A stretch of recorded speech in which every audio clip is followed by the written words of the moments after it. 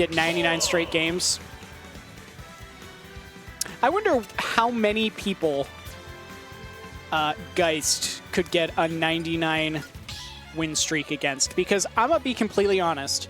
Against a decent player, Geist might not be able to get more than like 30 wins in a row because he would pay the Bayo tax too many times.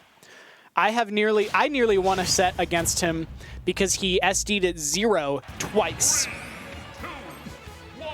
That being said, he's still significantly the better player by a large margin, so he was able to win both games that he SD'd at 0, of course. But getting into it, this isn't about Geist and a 99 win streak. This is about Cornball getting to combo these poor helpless heavies.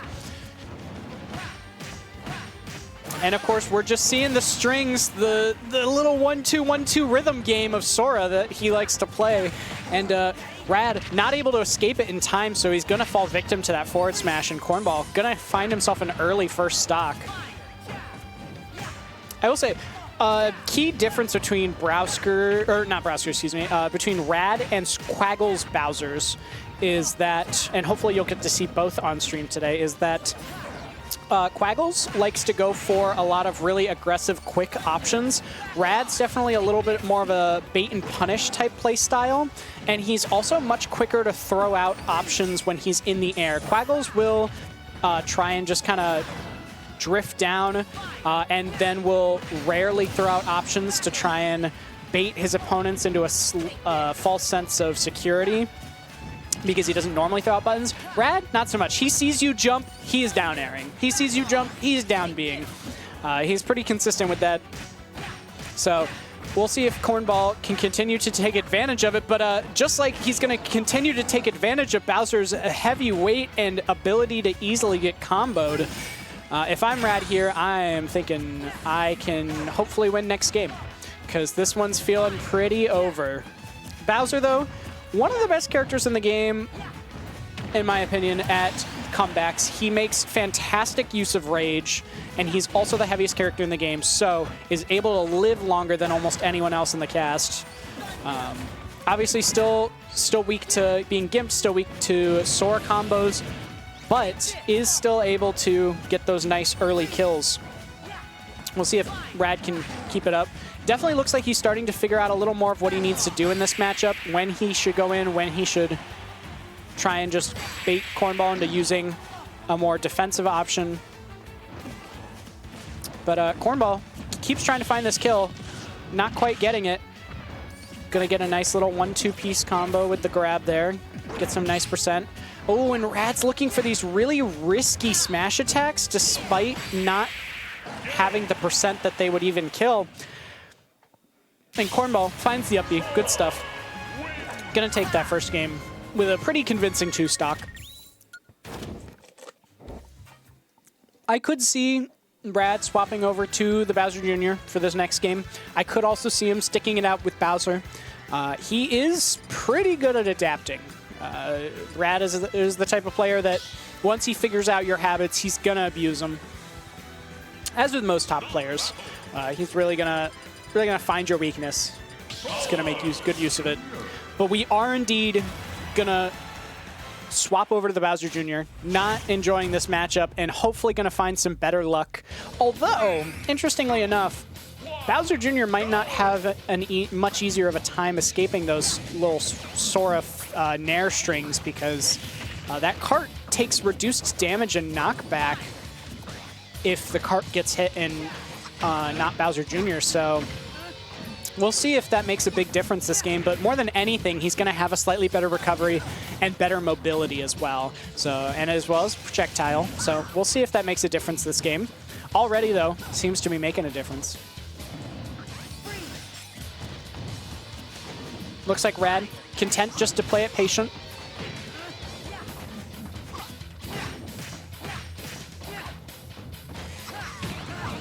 You manifested this? I love that, Seafoam. I wasn't listening to all the comms on Tuesday, but if you did indeed want to see this, I'm glad that you're able to. This seems like a kind of a fun matchup. Definitely a very interesting one that you don't get to see very often, and Rad looks like the pick is definitely working out as he has managed to find the first stock plus a decent amount of extra percent. And already making Cornball, it's making me question whether or not Cornball's going to live long enough to see if he can even get this first stock off Bowser Jr. before he loses his second. Good little combo in the freeze there from Cornball, but Rad not mashing out in time to give Cornball any of the knockback on his moves.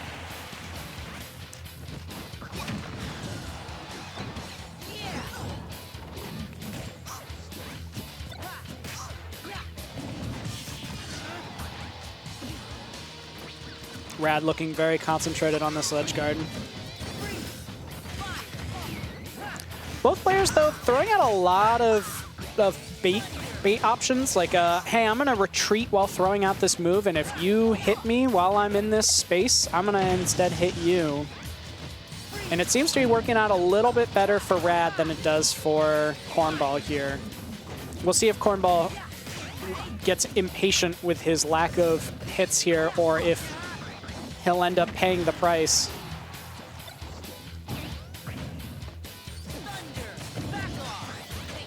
Cornball gonna go all the way to the other side of the stage, trying to avoid as much of this Bowser Jr. ledge trapping as he can. And Rad now seems to be getting a little impatient for the kill.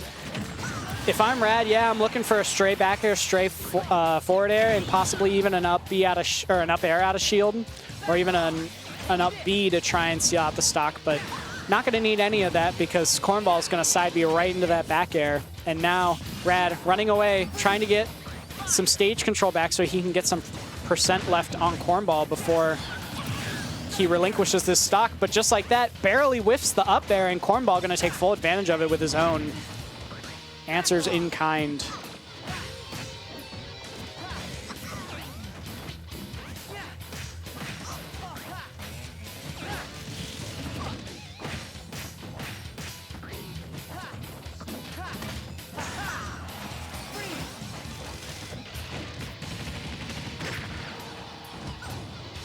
Cornball, though, has done a fantastic job this game of adapting to what Rad's been looking for and getting the hits that he needs to bring back this deficit all the way back and turning it into a lead of his own.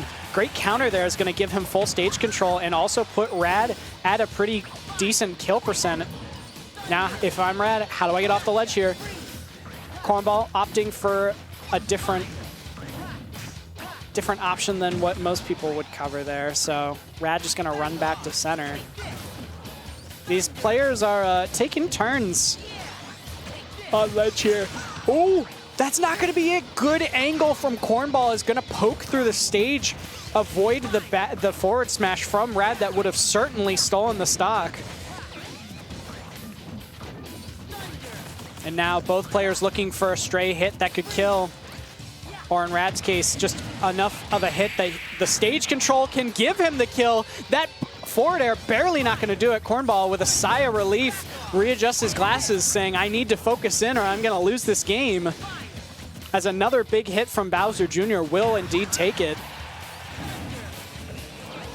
Oh, just barely going to thread the needle with the neutral B. And is that back throw going to take it? Not quite. Bowser Jr., the heaviest of the medium weights, not categorized as a heavyweight himself, but a medium heavy. And it is allowing him to live through this. Oh, barely not going to find the snipe on the ledge there. Super armoring through the aerial, not going to find the air dodge that he was looking for, and instead both players so weak, and that forward smash is indeed going to take it. Rad with a humongous sigh of relief, barely squeezing that one out. Good stuff. Now the real question is, are we going to stick on the Bowser Jr. or are we going to swap back to the Bowser?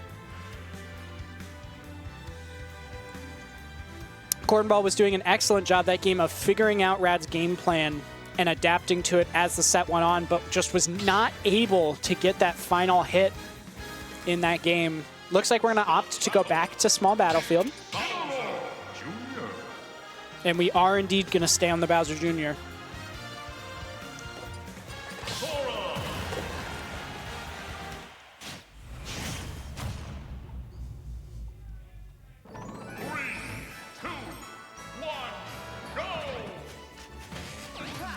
Whoa. Tennant, you just gonna disrespect Foreside like that? Damn. That's crazy. But anyway, getting back into it. These two players going back and forth. Oh, it looks like we went from battlefield to small battlefield.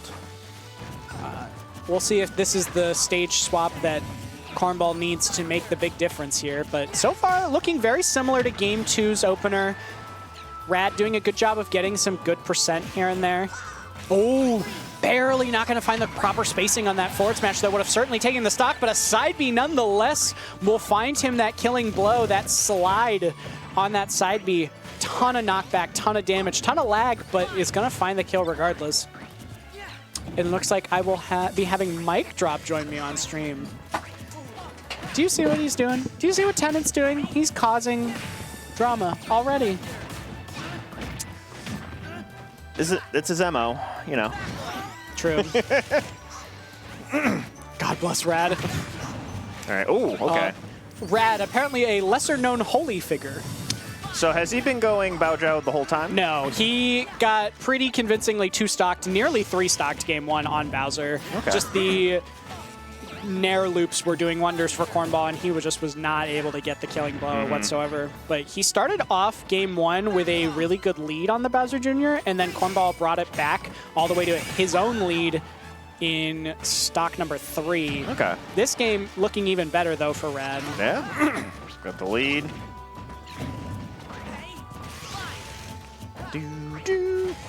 What music for this, too? I know, right? Good old Rainbow Cruise.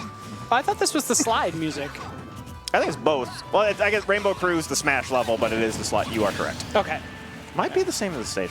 Anyways, Cornball going to take that first stock finally. From for all Rad. I know, that it could be named Rainbow Cruise in the Smash game. There are a couple names of songs like Story 5 Meeting from Fire Emblem. That is not the name of the song from the series, but nonetheless, that is the name that it has in this game. So there have been a couple times where I've looked up the name for a song and it's not been correct. This set actually has a lot of weight behind it, as Cornball put Rad getting clipped twice in the Columbus Summit 2 trailer, notably. Yep. Damn! Yep. Well, maybe he Bad can blood. put a clip of himself getting clipped in next.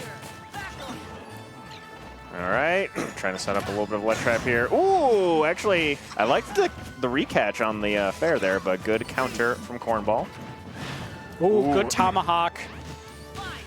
Cornball definitely scared of a stray hit, but ooh, okay. That could have definitely been death, and again, just barely not finding it, but that was a very funny grab. is a very a very goofy looking animation for that forward throw. All right. Ooh, DI mix-up there on that F smash, down to last stock right now. Yeah, Rad has not had a ton of success at the later percents at SDIing those properly. Okay. But again, this is almost hit blow for blow what game 1 was looking like, where Rad was off to a really strong start, and then Cornball brought it back at the second and third stock to get a lead. Ooh, good stuff there. Ooh, gonna Calling mash out the out. counter. All right. Ooh, okay. Not getting the It's super armor. interesting. It looks like when Cornball nairs or fails. Oh! Is that it? Almost. That's not quite. But it looks That like when clown Cornball cart thing. nairs the clown cart during side B, it doesn't knock him out, but when he hits Bowser Jr. himself, it does. Well, I think it's like he's catching some of the startup as well, too. It's like there's a little bit of that could startup be on the true move as before the well. super armor actually kicks in. I like this Mecha Koopa game plan from Rad here, just forcing Cornball's hand, saying, you got to come to me, I'm not going to you. That F smash was so close. That is one of the scariest F smashes in the game. It just looks painful as well. Uh-oh, and that, Ooh, I think, that's is going to gonna be be it. All right, Cornball. Crazy clutch moment there. Rad not happy about it, but good stuff to Cornball, finding the conversion.